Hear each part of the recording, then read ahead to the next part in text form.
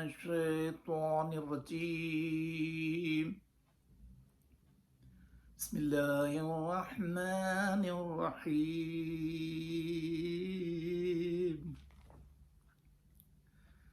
محترم ناظرین عالم، قائم ٹی وی کینیڈا کے توسط سے میں ہادی باقری حیدرآبادی حل مقیم نیو جرسی آپ کی خدمت میں حاضر ہوں اور آپ کی خدمت میں بے شمار سلام اور دعائیں پیش کرتا ہوں.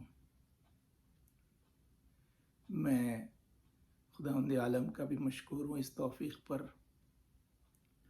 اور محترمہ سیدہ انجم نقوی صحابہ کا بھی مشکور ہوں کہ جنہوں نے مجھے یہ سعادت عطا فرمائی کہ میں آج اپنے دور کے امام حجت خدا، لنگر زمین و زمان، ہادی کائنات حضرت مہدی اجل اللہ فرجہ الشریف کے تعلق سے گفتگو کر سکوں. جیسا کہ محترمہ نے یہ سوال کیا کہ دنیا کروٹ لے رہی ہے اور ہم تیار ہیں یا نہیں، تو میں عرض کروں کہ دنیا نے بہت سی کروٹیں لی ہیں. اقتصادی لحاظ سے کافی بحران چل رہا ہے، بیماریوں کے لحاظ سے وبائیں پھیلی ہوئی ہیں، بہت سے لوگ پریشان ہیں، اور پھر ظلم ہے جو اپنے عروج پر پہنچا ہوا ہے. لیکن امام کے ظہور کے لیے جس کروٹ کی ضرورت ہے اس طرف بھی توجہ کرنا چاہیے. چنانچہ میں اس کروں کہ امام منتظر و منتظر کے ظہور کے تعلق سے جو احادیث آئی ہیں، ایک حدیث ہے جو آپ کے میرے چھٹے امام جعفر صادق علیہ السلام نے پیش فرمائی ہے، اور وہ حدیث بہت اہم ہے کہ جس پر نظر رکھنا ضروری ہے، اس لیے کہ اس میں ایک علامت بیان کی گئی ہے کہ جس کو حتمی علامت کہا گیا ہے. آپ کے علم میں ہے کہ علامات دو طرح کی ہوتی ہیں. علامات ظہور کچھ ہیں جو جس کو کہا غیر حتمی، یعنی یہ کہ ان علامات کے ظاہر ہونے کے بعد ضروری نہیں ہے کہ ظہور ہو جائے. لیکن کچھ علامات ہیں جن کو حتمی علامات کہا گیا، یعنی جس کے ظاہر ہونے کے بعد یقینی طور پر امام تشریف لائیں گے. چنانچہ ان میں یہ علامت ہے، اور یہ حدیث میں بیان کی گئی، اور اس حدیث کو حدیث قوم کے تعلق سے یاد کیا جاتا ہے. یعنی باقاعدہ امام نے بیان فرمایا کہ حالات کیا ہوں گے زمانے میں، اور خاص طور سے نجف کے تعلق سے بیان فرمایا کہ وہاں پر علم وہ سکڑ جائے گا اور پھر منجمد ہو جائے گا، ایسے جیسے کہ ایک سانپ اپنے بل میں سکڑ کے بیٹھ جاتا ہے. لیکن اس کے بعد علم پھر ظاہر ہوگا قوم سے، یقال لہ قوم، خاص طور سے وہاں پر نام بھی بیان کیا گیا. اور پھر یہ کہ وہاں پر سے علم پھیلے گا اور پوری دنیا میں پھیلے گا، اور پھر لوگوں کو دین اسلام کے تعلق سے پھر یہ کہ بانی اسلام کے تعلق سے، اور پھر امام کے تعلق سے، اور پھر ہمارے دور کے امام کے تعلق سے باتوں کو پہنچایا جائے گا، معرفت کرائی جائے گی، اویئر کیا جائے گا لوگوں کو۔ چنانچہ امام نے بھی فرمایا کہ اس طرح سے تعارف ہوگا ان چیزوں کا کہ لا یبقى فی الارض مستضعف فی الدین، فرماتے ہیں کہ اس طرح سے اسلام کا تعارف ہوگا کہ پوری زمین پر کوئی ایک انسان بھی ایسا نہیں بچے گا کہ جو مستضعف فی الدین ہو۔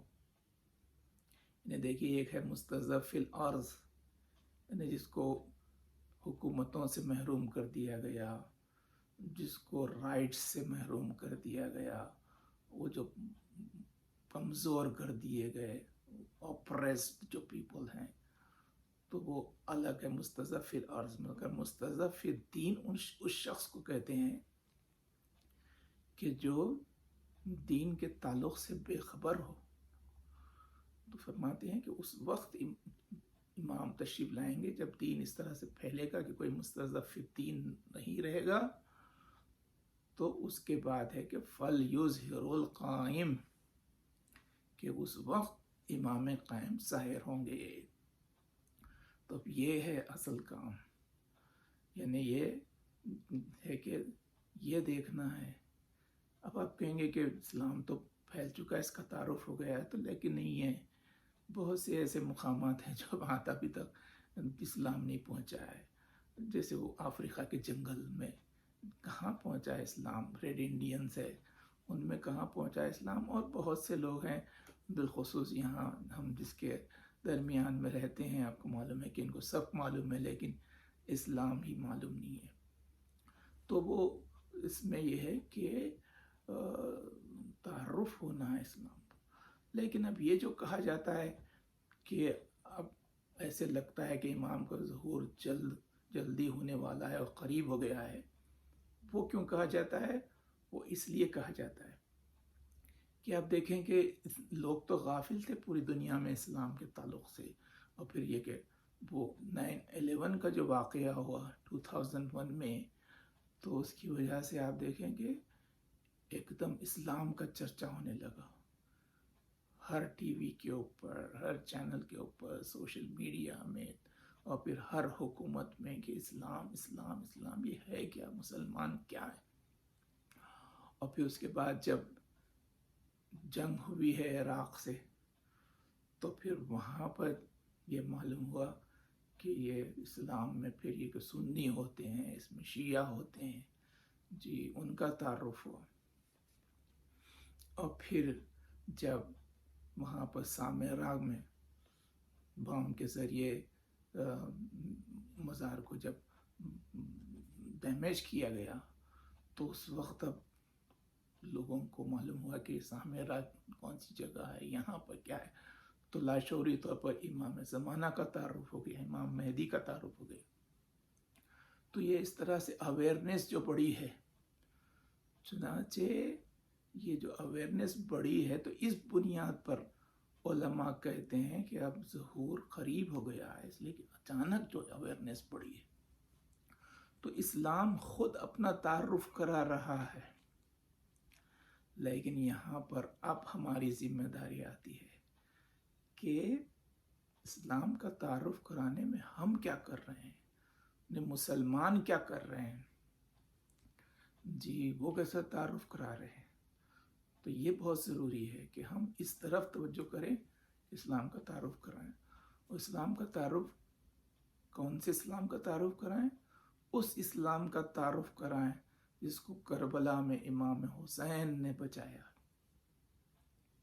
اور آپ کو معلوم ہے کہ وہ تعارف ظاہر ہے کہ یہ ہو کہ حقیقی اسلام کا تعارف ہو، یعنی ایسا تعارف ہو کہ جس کی بنیاد پر لوگ کھینچیں اسلام کی طرف، اسلام سے واقف ہوں اور اس کی طرف اٹریکٹ ہوں۔ اور اس میں یہ ضرور یاد رکھیے آپ کہ لوگ اٹریکٹ ہوتے ہیں لوگ کھینچتے ہیں اس وقت کہ جب کہ حقیقی اسلام کا تعارف ہو جائے. یعنی یہ ایسا ہی ہے کہ ہم اسلام کا تعارف کریں، مثلا ایک جو تصویر پیش کریں اسلام کی، تو آپ کو معلوم ہے کہ تصویر پیش کرنا اور ہے اور کارٹون پیش کرنا اور ہے. تصویر وہ ہوتی ہے کہ جس میں تمام شمائل انسان کے یا کسی چیز کے مکمل ظاہر ہوتے ہیں اور جیسے ہیں ویسے ظاہر ہوتے ہیں.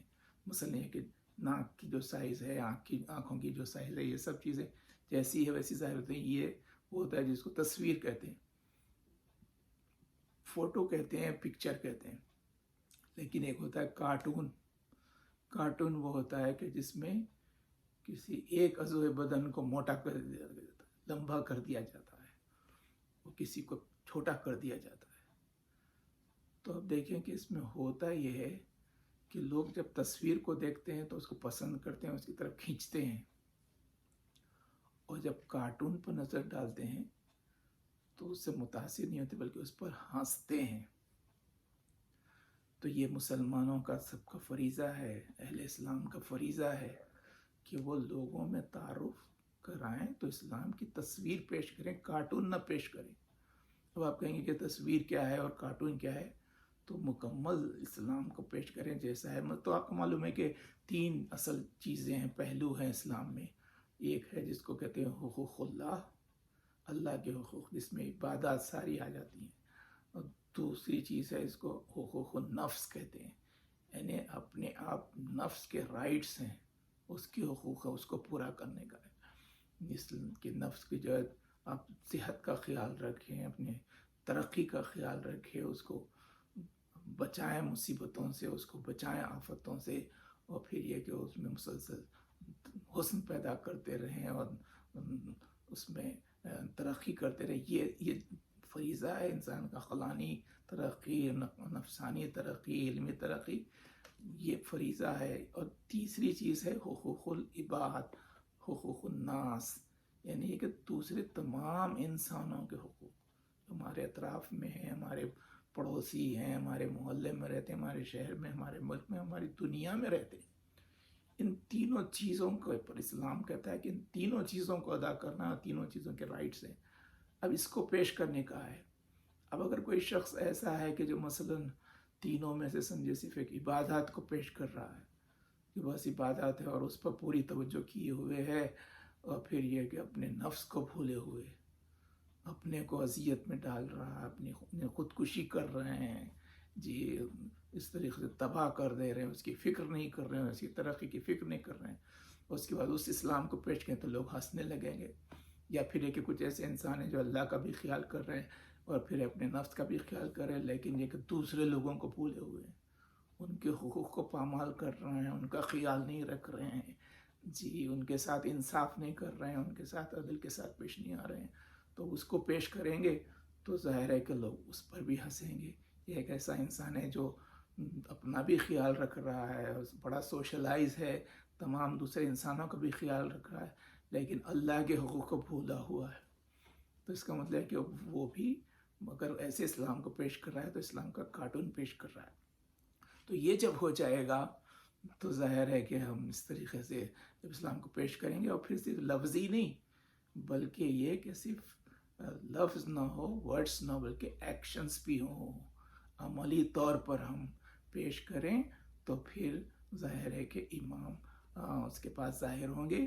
تو یہ اصل ہے کہ ہم جو ہے یوں پہلے ماحول پیدا کریں جس کے بعد ہمارے امام دنیا میں ظاہر ہو جائیں اور پھر ساری دنیا میں عدل و انصاف کو نافذ کریں، ایسے جیسے کہ وہ ظلم سے بھر گئی ہو.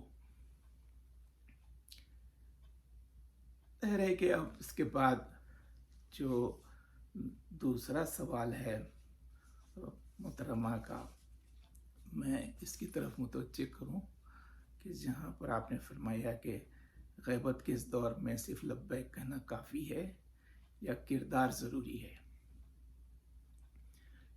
اس میں یہ ہے کہ دیکھیں آپ، یہ جو ہم انتظار کا جو لفظ استعمال کر رہے ہیں، اس پر توجہ کرنی چاہیے کہ ہم امام کا انتظار کر رہے ہیں۔ اس کے معنی یہ ہے کہ ہم ایک خاص مقصد کے تحت کام کر رہے ہیں، جس کا بڑا ثواب ہے، اس کی بڑی عظمت ہے۔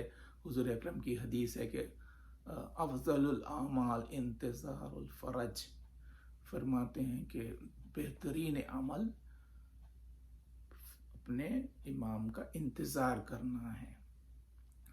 تو اب وہ انتظار کے معنی یہ ہوتے ہیں اور اس کی حالت یہ ہوتی ہے کہ جب انسان کسی چیز کو ناپسند کرتا ہے تو اس کو وہ چاہتا ہے کہ بدلے۔ اس کے بعد کوئی کام کر رہا ہے تو اپنی ناپسند چیز کو چھوڑنا چاہتا ہے اور چاہتا ہے کہ جو پسندیدہ چیز ہے یا پھر جو بری چیز ہے اس کو چھوڑنا چاہتا ہے، اور جو بہتر چیز ہے، اچھی چیز ہے، اس کے حاصل کرنے کا انتظار کرتا ہے۔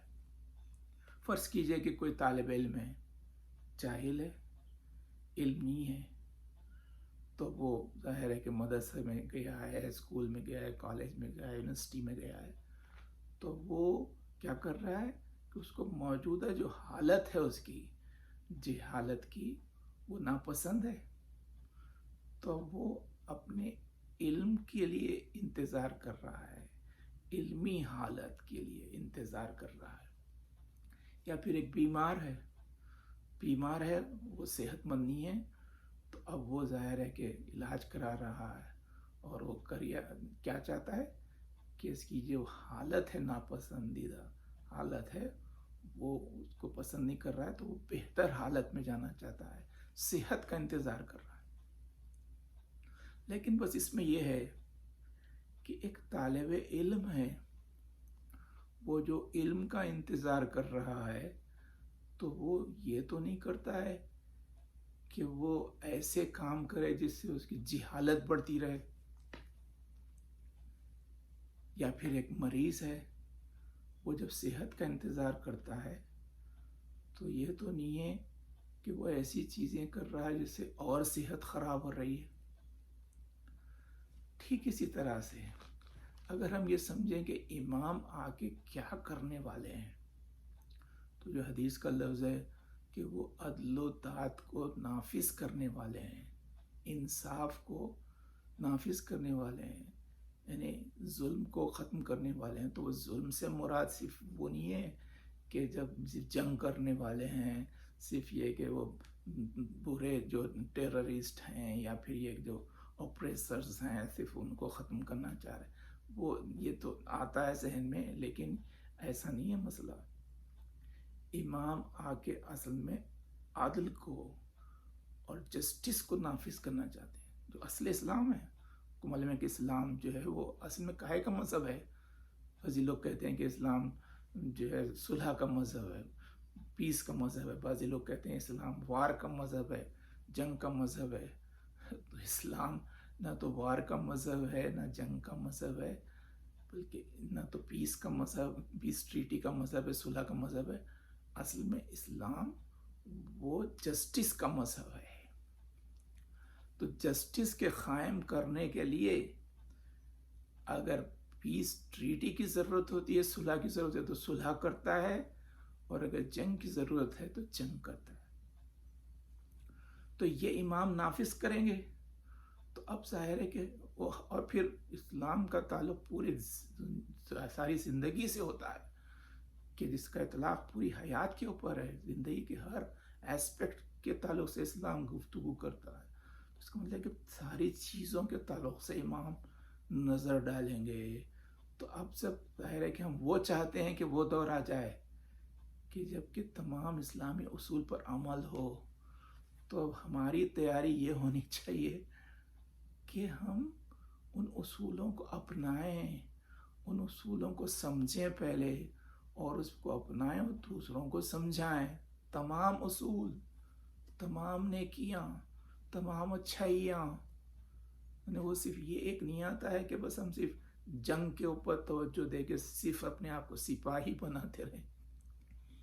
अल्लाह पूरी ज़िंदगी पर होता है कि हम इस्लामी ज़िंदगी अपनाएं और उस पर जो है वो दूसरों को भी मुतवज्जे करें अमली तौर पर।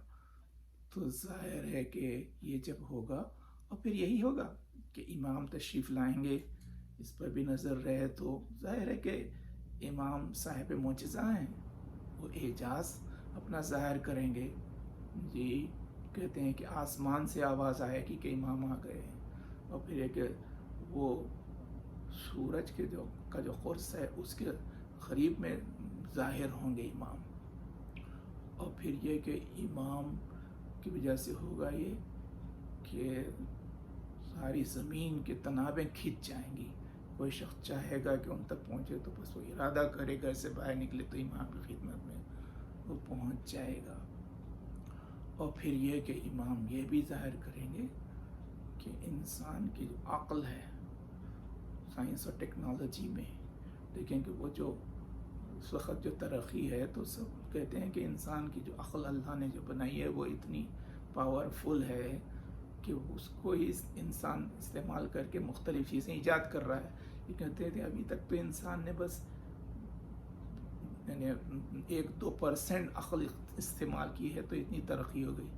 तो इमाम जब तशरीफ़ लाएंगे तो वो आप 100% अक्ल को एक्टिवेट करेंगे। तो अब ये जब एजाज़ात होंगे और फिर उसके बाद साथ में हज़रत ईसा भी तशरीफ़ लाएंगे। जी तो ईसा जब हज़रत ईसा साथ में होंगे तो ज़ाहिर है कि अल्लाह ने एक मकसद से उठा रखा। तो शायद यही वजह है कि इस वक्त आप देखेंगे पूरी दुनिया में सबसे ज़्यादा ईसाई अफराद रहते हैं। तो ज़ाहिर है कि जब इमाम तशरीफ़ लाएंगे हज़रत ईसा भी साथ में होंगे तो मुमकिन है कि ईसाई सब के सब वो भी इमाम के साथ में हो जाएंगे हज़रत ईसा के हमरा।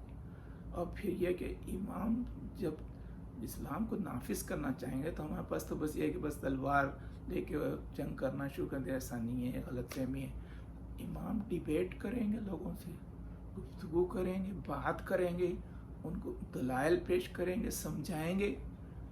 जी मैंने कहा अक्ल तो इस मंजिल पर होगी तब तो लोग समझेंगे। और फिर इमाम जब कलाम करेंगे तो सोचिए उसका क्या असर होगा।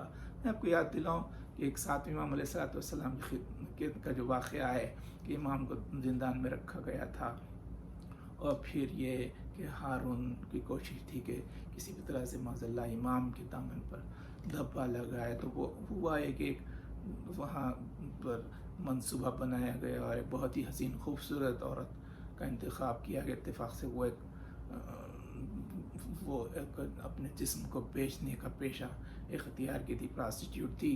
तो मगर उसको तैयार किया गया, पैसे लालच का पहले ही पेमेंट भी कर दिया गया। कहा गया बस सिर्फ करना ये है कि ज़िंदान में जाना, बस वहाँ पर जाने के बाद तुम कुछ देर के बाद चीखें मारने लगना और हम जब पूछेंगे क्या हुआ तो तुम कह देना कि माज़अल्लाह इस शख्स ने हमारे साथ ज़्यादती की और फिर ये बुराई की फलां की। लेकिन वो गई और फिर निकली ही नहीं। आता कि रात तमाम हुई और सुबह हुई तो लोग खुद गए और जब पहुँचे तो देखा कि इमाम आगे सजदे में, ये इमाम के पीछे ये सजदा कर रही है जो एक गुनाहगार औरत थी इंतहाई। वो जाके लोगों ने उठाया कि भाई क्या है, तो कहते क्यों मुझे डिस्टर्ब कर रहे हैं, भाई क्या हुआ है। तो उन्होंने कहा कि तू तो एक फाहिशा औरत है, यहाँ पर क्या कर रही है। तो कहा मैं थी, अब हूँ नहीं, मैं अब इबादत गुजार हो गई हूँ। क्यों? कहा इस शख्स के सजदे की वजह से। उसके बाद उसने उल्टा उन्हीं को सब एक्सपोज कर दिया लोगों के सामने के तुमने कहा था कि ऐसे शख्स पर इल्ज़ाम लगाओ। मैंने तो जब यहाँ पहुँची मैंने देखा कि जब सजदा में सुबूहन कुद्दूस के तस्बीह कर रहे हैं तो ज़र्रे ज़र्रे से आवाज़ आ रही, ऐसे लग रहा है कि अर्श से खुदावंद आलम लब्बैक लब्बैक की आवाज़ आ रही। अब आप देखिए इमाम क्या कर रहे थे, सिर्फ सजदा कर रहे थे और इसमें इनकलाब आ गया। तवज्जो करना चाहिए कि यहाँ पर क्या हुआ। सिर्फ इमाम के सजदे को देख के वो चेंज हो गई।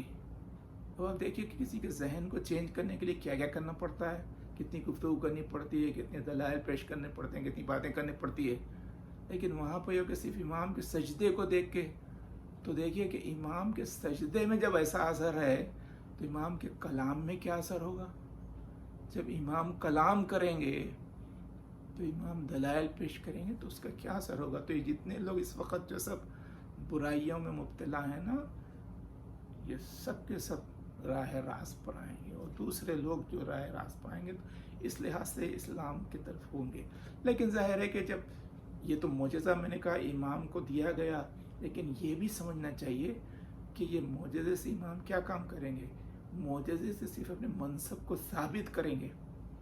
اس لیے کہ یاد رکھیے کہ معجزہ اللہ جو دیتا ہے اپنے نمائندے کو، وہ اپنے منصب کے ثابت کرنے کے لیے دیتا ہے، سسٹم کے چلانے کے لیے نہیں دیتا۔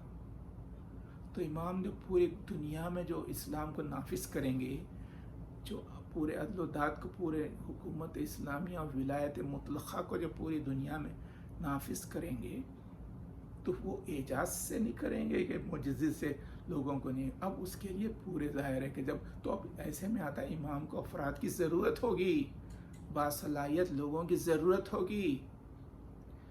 جی مریض ہوں گے تو ان کو ڈاکٹرز کی ضرورت ہوگی، جی تعمیر کرنی ہوگی گھروں وغیرہ کی مختلف چیزوں کی تو انجینئرز کی ضرورت ہوگی، جی لوگوں کے ساتھ ظاہر ہے کہ ان کے ساتھ فیصلے کرانے ہوں گے، ان کے ساتھ انصاف کرنا چاہیں گے، باقاعدہ عدالتیں ہوں گی اور اس میں وکیلوں کی ضرورت ہوگی، جی بہت سے نظام چلانے کے لیے ایڈمنسٹریٹرز کی ضرورت ہوگی، باصلاحیت افراد کی ضرورت ہے، کتنے خوش نصیب وہ افراد ہوں گے۔